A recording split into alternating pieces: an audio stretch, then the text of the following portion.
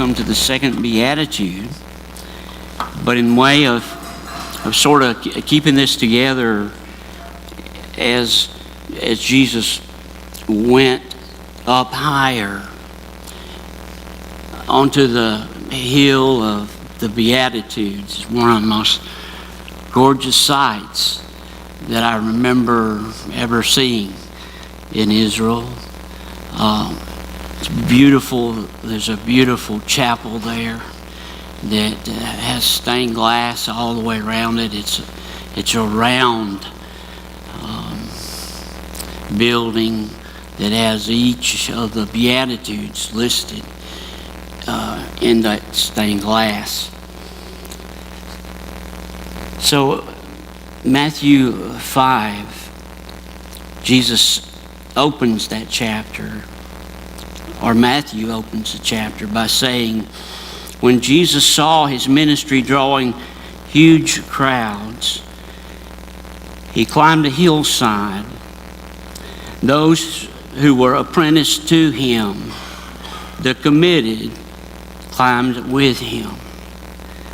Arriving at a quiet place, he sat down and taught his climbing companions. And this is what he said.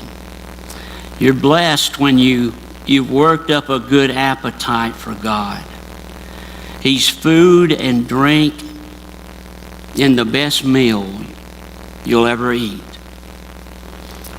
This is the word of God for the people of God. Thanks be unto God. Again, I was caught for the first time, actually, when I read Eugene Peterson's version of verses 1 and 2.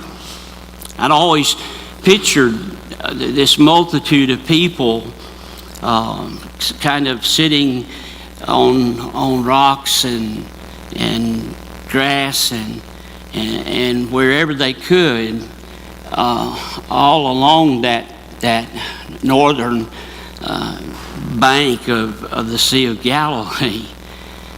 But then I realized that that was really not the case, that Jesus was speaking this apparently only to the disciples, only to those willing to go higher, willing to climb that mountain, the Mount of Beatitudes. We come today to another one of these teachings of Jesus that many people down through the ages have struggled to understand. We're talking this morning, of course, about hungering and thirsting.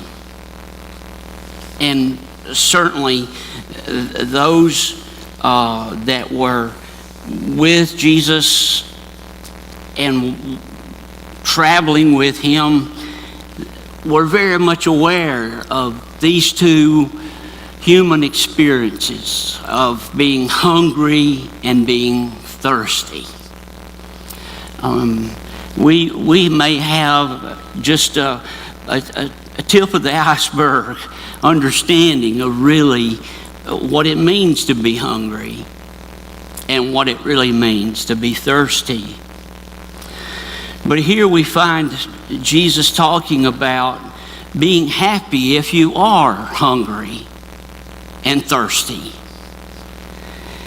And this concept is really hard to swallow in a society like ours, where for the majority, the only real sacrifice that we make is that of keeping our reins on an overactive appetite. That's the real challenge, isn't it?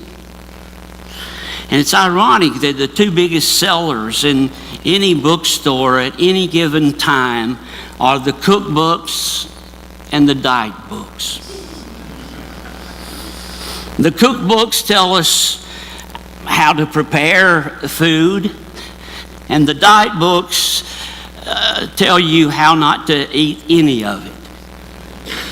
And obviously, we aren't quite sure why food can be so much fun and yet be so frustrating. This confusion is compounded by the constant recipes of new, improved, easy, foolproof, delicious ways to lose weight. And still eat all you want of your favorite foods.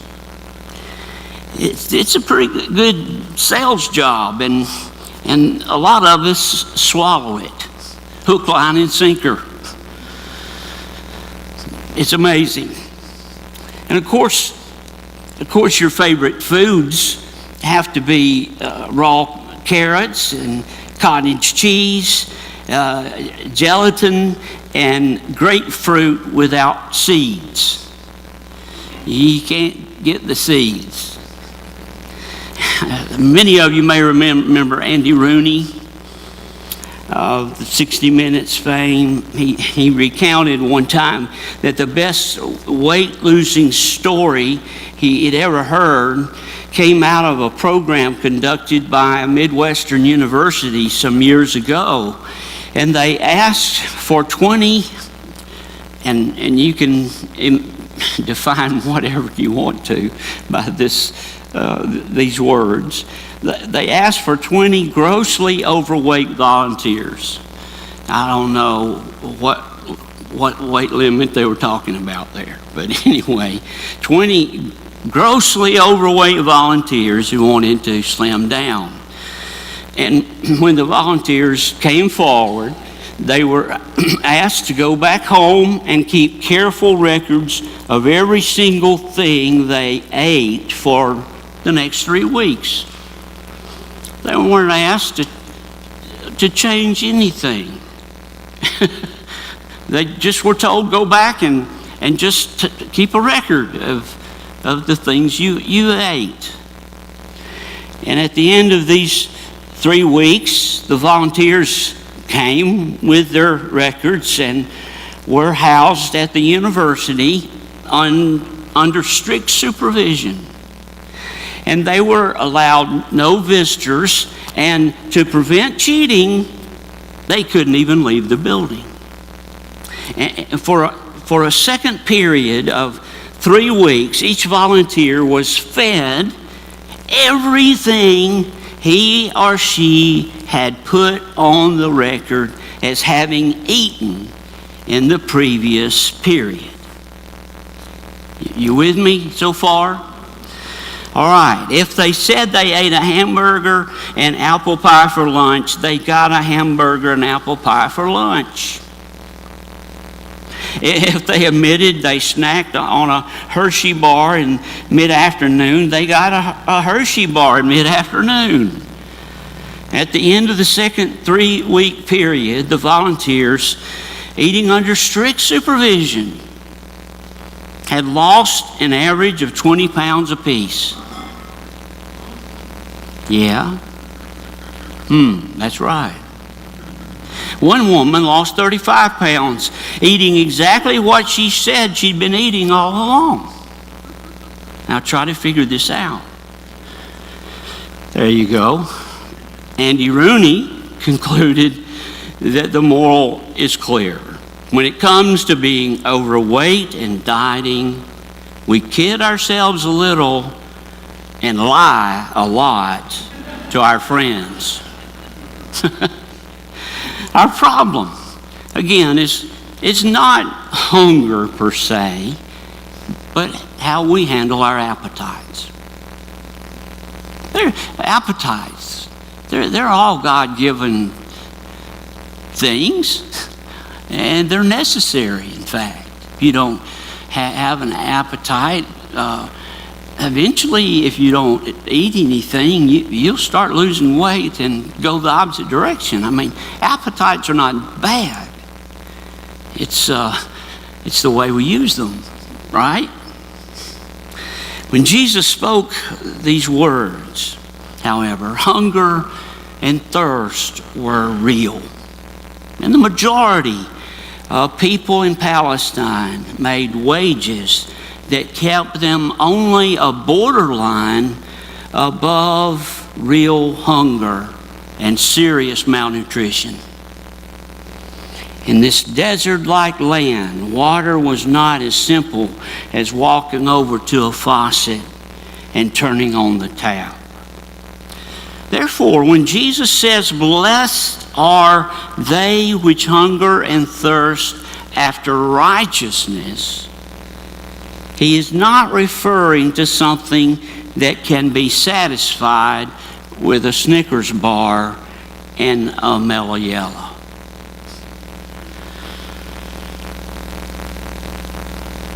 He is using words meaning intense desire.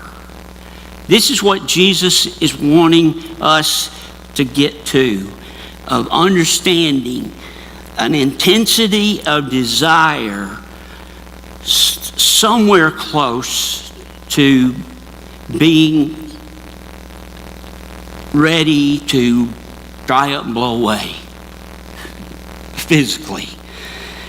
Because you see, Jesus here is essentially saying, congratulations to those of you whose spirits are starving for me. Because when you have that intense desire, above all else, that discipline and that drive and that determination, you will be satisfied.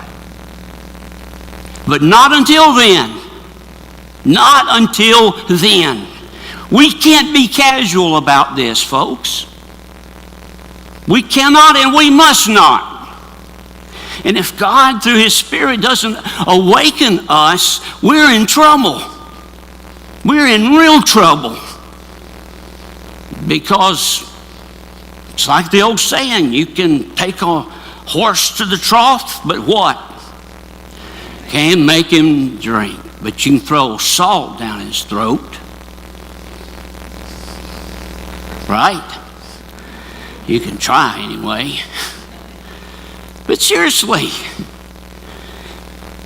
how intense are we about spiritual things? How hungry are we for God's Word? How starving or thirsting are we after things of God and His kingdom?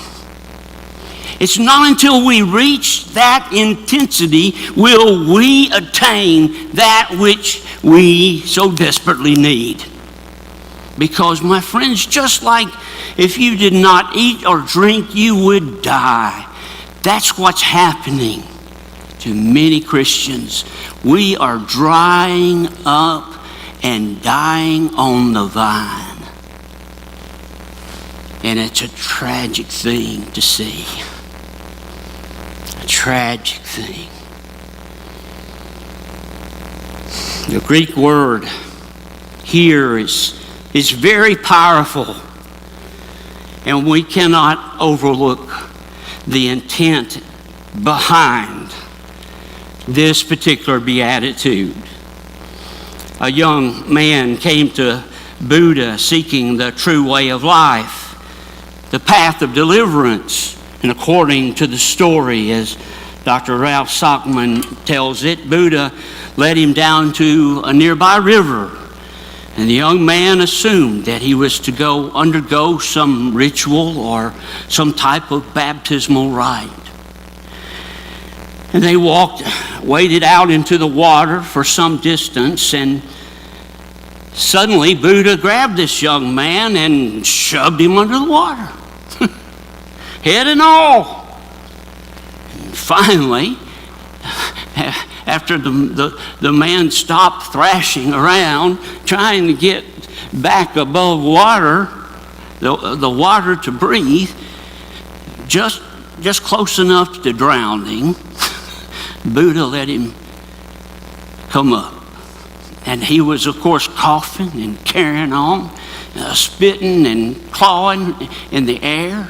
And finally, after he had calmed himself down, Buddha asked him, when you thought you were drowning, what did you desire most? Well, the man said, that's stupid. I wanted air. And back came Buddha's reply, when you want salvation as much as you wanted air, then you'll get it. And folks, that's it. That's it. That's where we are, whether we'd like to admit it or not. We can't be casual about this Christianity. If we wish to grow as a church, we must grow spiritually. We have got to grow deeper if we are to support a widening. You can only grow wide as you've grown deep, because otherwise you can't handle it, nor will those whom God sends to you. Can't be done. Can't be done. So, very quickly, let me run through three little things. I was really proud that I came up with these. And hopefully you'll be impressed too when it's over, but if you don't, that's all right. I'm already impressed, so that's all right. Anyhow, the first point here is that inner desire inspires. Inner desire inspires. Now, what do I mean by that? Well, let's put it this way. The hunger and thirst of a consuming passion provides